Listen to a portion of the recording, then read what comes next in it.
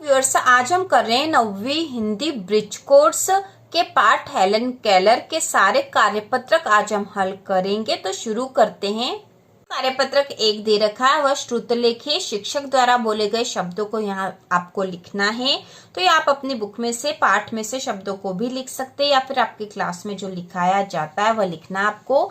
इसके बाद जो कार्यपत्रक 2 है, रिक्त स्थान में सही परसर्ग चुनकर लिखिए।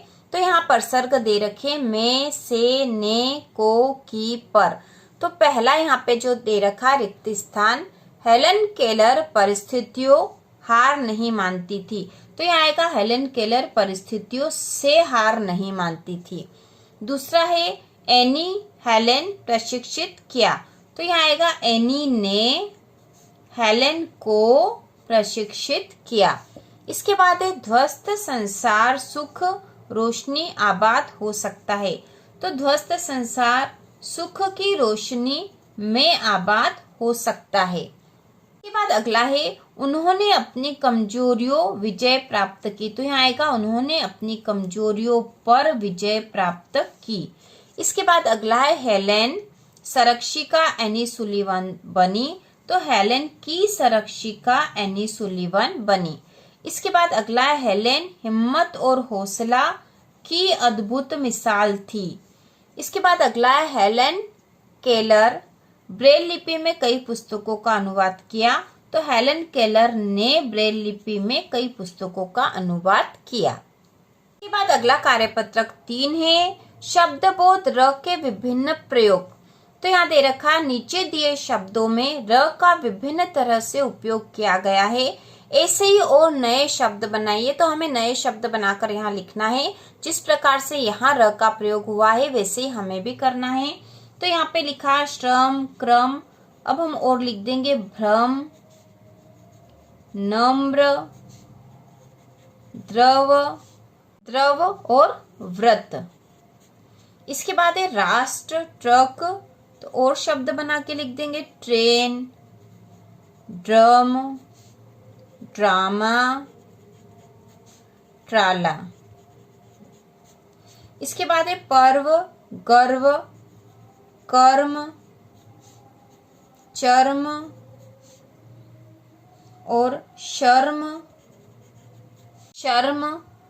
पर्वत।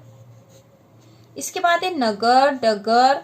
तो और शब्द हो जाएंगे से शहर, मगर, भंवर, नहर।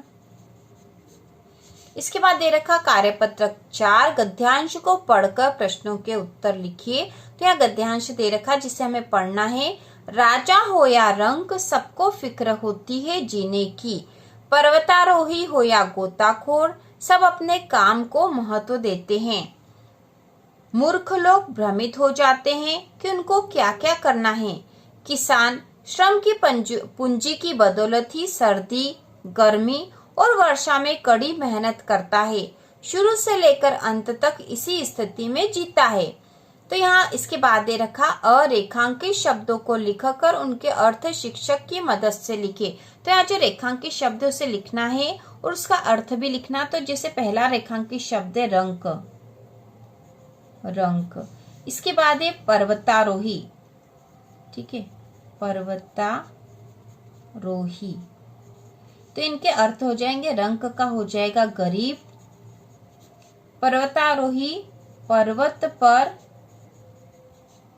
चढ़ने वाले। ठीक है।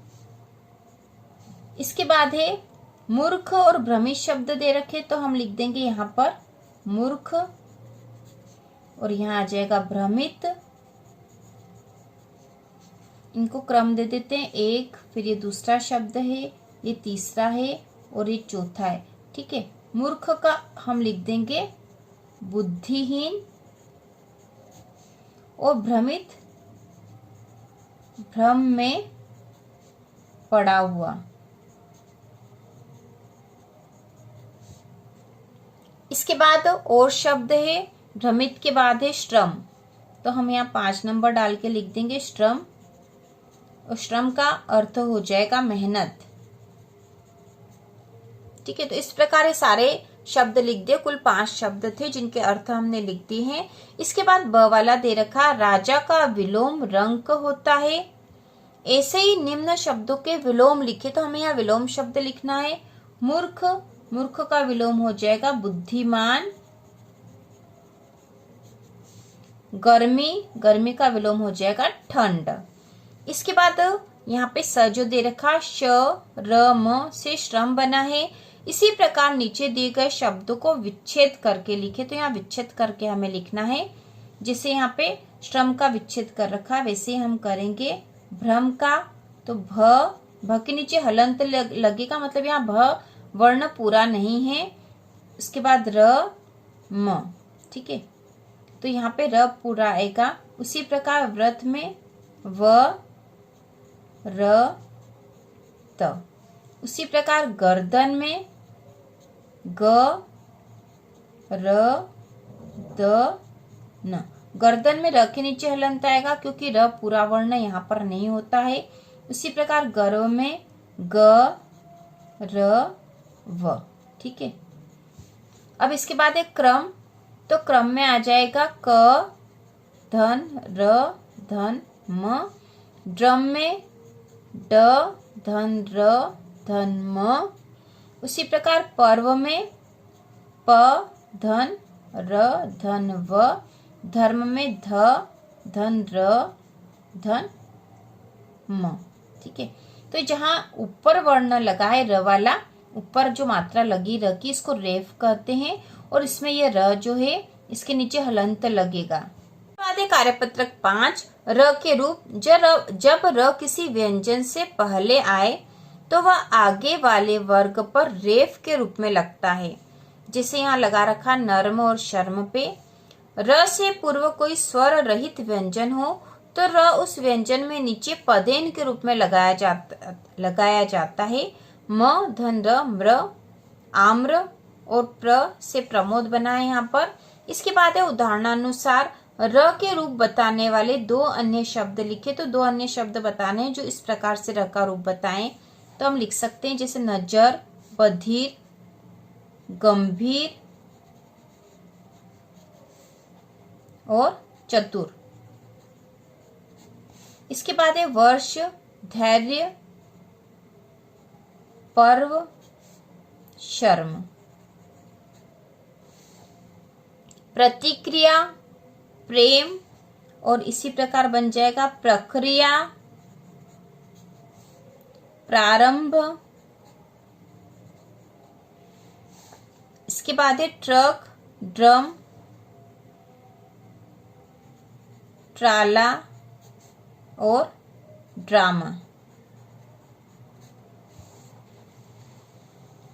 इसके बाद दे रखे कारक, हेलन केलर वाले पार्ट से हैं। संज्ञा या सर्वनाम के जिस रूप से क्रिया तथा वाक्य के अन्य शब्दों के साथ उसका संबंध जाना जाता है उसे कारक कहते हैं। तो कारक की परिभाषा दे रखी है। कारक चिन्ह, तो कारक चिन्ह को विभक्ति चिन्ह या परसर्ग भी कहते हैं। कारक के निम्नलिखित 8 भेद है। कारक, विभक्ति चिन्ह, उदाहरण दे रखे। तो कारक है कर्ता, कर्म, करण, संप्रदान, अपादान, संबंध, अधिकरण, संबोधन कारक है। और इनके विभक्ति चिन्ह मतलब कौन से कारक के साथ कौन सा विभक्ति चिन्ह आता है। तो कर्ता कारक ने, से, के द्वारा। उदाहरण है किसानों ने फसल काट ली है।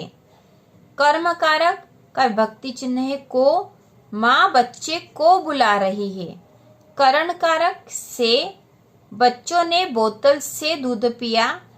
संप्रदान कारक के लिए को, हमने मरीजों के लिए कंबल भिजवाया। इसके बाद है अपादान कारक से, अलग होने के अर्थ में है। पेड़ से पत्ते गिर रहे हैं। इसके बाद है संबंध कारक का, के, की, रा, रे, री, यह बच्चों की किताबें हैं। अधिकरण कारक में, पर, ऊपर, के भीतर, को, के पहले, बिल्ली रसोई में है। संबोधन कारक में आते हैं हे, अरे, ओ, रे, अरे लड़के इधर मत बैठ। तो इस प्रकार कारक, उनके चिन्ह और उदाहरण यहाँ दे रखे हैं जो हमें आना ही चाहिए। बाद कार्यपत्रक 6 पाठ में आए हुए कठिन शब्दों का अर्थ लिखिए। तो पहला है दृढ़ इच्छा शक्ति, तो इसका हम लिख देंगे दृढ़ संकल्प। दृढ़ संकल्प। दूसरा है मजबूत इरादे, तो हम यहाँ लिख देंगे पक्के इरादे। बाद है अपंगता, तो यहाँ हम लिख देंगे दिव्यांगता। अगला है अनूठी मिसाल, तो इसका हो जाएगा प्रेरक कार्य। दृष्टिहीन, तो हम यहाँ लिख देंगे अंधा या नेतृत्वहीन। इसके बाद है बधिर, जो सुन ना सके। अंधकारमय, तो इसका अर्थ हो जाएगा निराशाजनक। विस्तृत, तो इसका अर्थ हो जाएगा फैला हुआ। इसके बाद अगला है झलक। झलक का हम अर्थ लिख देंगे दृश्य। कुछ ही नहीं फेर सका, तो इसका अर्थ हो जाएगा मिटा नहीं सका। मिटा नहीं सका। इसके बाद है विकलांग, तो इसका अर्थ हो जाएगा दिव्यांग।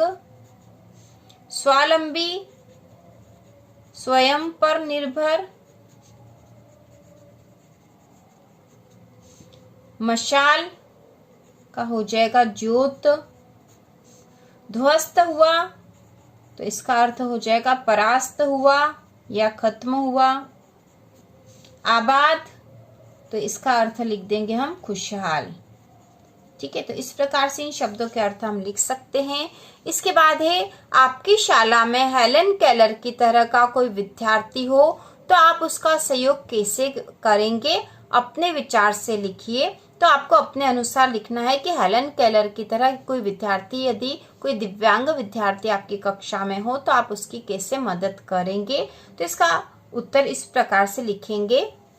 हम लिख सकते हैं हमारी शाला में हेलन केलर की तरह एक विद्यार्थी है जो सुन व बोल नहीं सकता। हम उसका पूरा सहयोग करते हैं और उसकी आवश्यकताओं का ध्यान रखते हैं। हम उसकी पढ़ाई और गृह कार्य में मदद करते हैं। कक्षा में पढ़ाए गए विषय व पाठ को समझाने में भी हम उसकी मदद करते हैं। हम उसे अपने साथ रखते हैं और इशारों से उसे समझाते भी हैं। वह हमारा अच्छा दोस्त है। तो इस प्रकार से आप अपने अनुसार लिख सकते हो अपने अनुभव के आधार पर। तो इस प्रकार इस पाठ के सारे कार्यपत्रक हो चुके हैं। इसी प्रकार के और वीडियो देखने के लिए कक्षा 9वीं की संपूर्ण तैयारी के लिए चैनल को सब्सक्राइब कीजिए।